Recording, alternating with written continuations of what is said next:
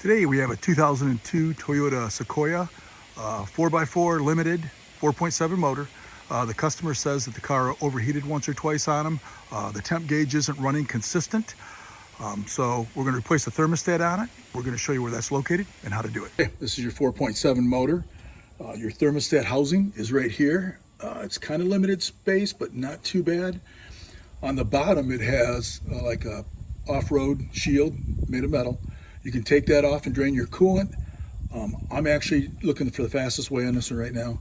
I'm actually just going to move this out of the way so I can get my hand in there. I'm not going to try to remove anything else.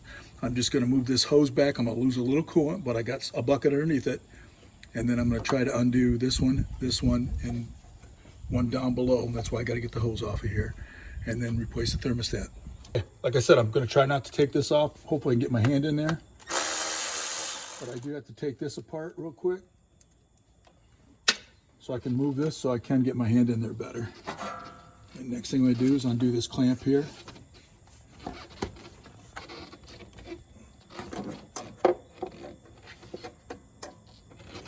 And just pull it down out of the way like that. And I'm running into stuff, but it should be far enough off. Just get in here and twist it.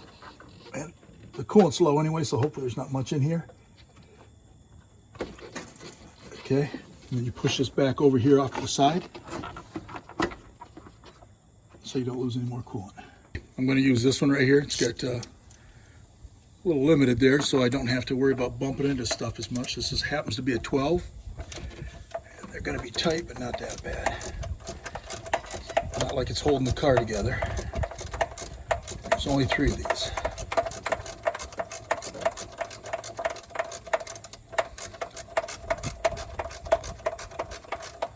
You're going to have to run with the short socket like this, because if you have the long socket, it's going to run into your fan housing right there. So just got to figure out what tools you need ahead of time before you start the project. Get that one loose.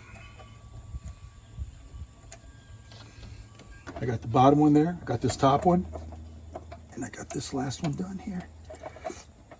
Of course, with 260,000, it doesn't always come off easy.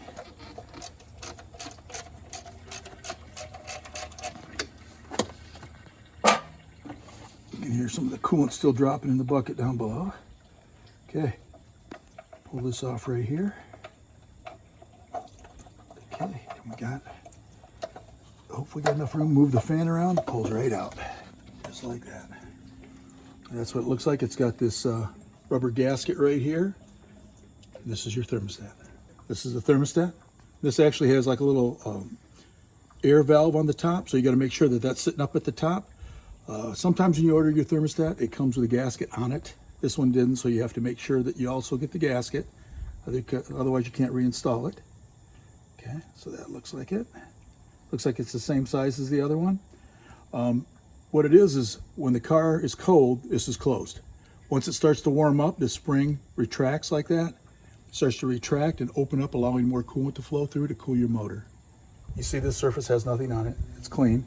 The other part is recessed because this rubber is actually going to sit in there.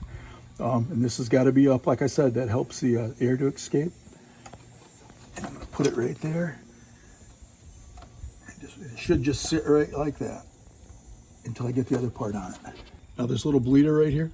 That allows air to go through there so it bleeds the coolant, so you don't have air pockets, which allow your car to overheat. So you got to have this sitting at the top. So we want that right here at the top right there, which is harder to see.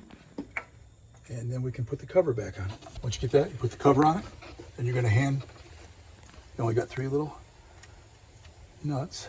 You're going to hand tighten all these, push it against it so it doesn't come out and all of a sudden the rubber comes off or something.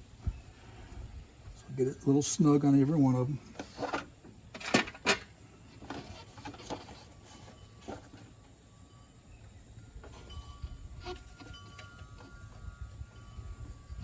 Just like that.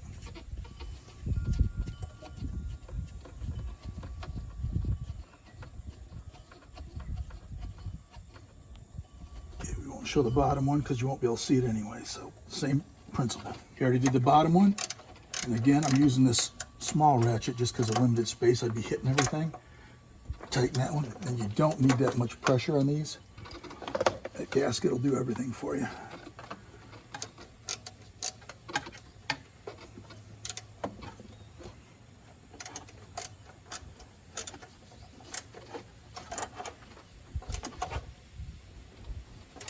That's plenty tight. Okay, after we tighten all those, now you see you got this little stop right here. I've actually seen people push it past there and they have a leak. Don't go past that stop right there. Right like that. Last thing we do is put our clamp back on. Clamp this like this. You should be able to slide it up into position. And if you can, you want to hit exactly where it was before so it doesn't leak. Move it down a little farther. Right about there, it looks like. Okay, that's clipped in position. Last thing we do is install this. It looks like this was actually broke at one time and somebody cobbled it and ran a bolt. So I'm going to put the bolt they had in there. And then I'm going to put a zip tie on it just to make sure it stays in the same spot. And the only reason we really moved this is just so you could get your hand. If this is right across there, you can't get your hand through there. So put the bolt in and I'll get a zip tie. It's a little 10.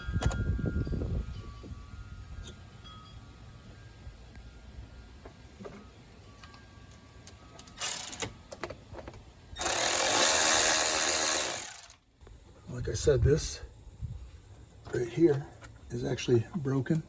So what we're going to do is put that right there. It just has to keep it in place. These things are awesome for this. Just pull it tight and we'll clip it off.